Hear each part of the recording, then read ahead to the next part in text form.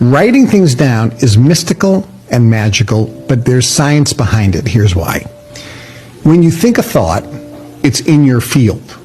Science knows this. It's there as a wave of energy. Okay. An electron is a wave, but when it's observed, it becomes a particle. So you think a thought, I want to make $100,000. I want to make $1 million a year. I want to make $5 million. I want to have $10 million in the bank. I want a Lamborghini. So you think a thought. It's a wave of energy. When you look at it and see a picture of it, it stops being a wave and becomes a particle because you've observed it. Okay. And then when you write it down on a piece of paper, ideally white paper with a pen with blue ink because there's energy in the color contrast to the brain, you transfer what's in the ether into the physical universe. Here's the analogy.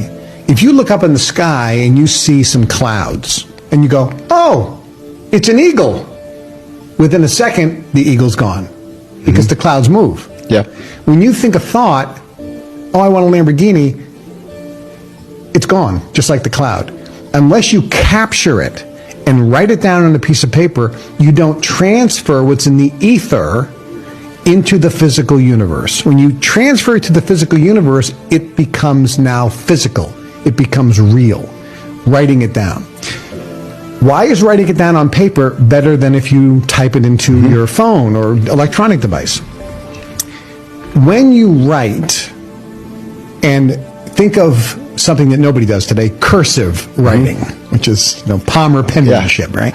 When you write cursive, there are thousands of neurotransmitters firing off in your brain. Okay. And thousands of neural pathways because of the movements of your hand.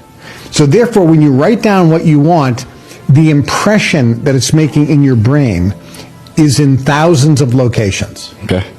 When you type, there are less than 24. Really? Yeah, because there's only 24 movements. Interesting. And if you use your thumbs and do this, there's 2. It's even less. Exactly.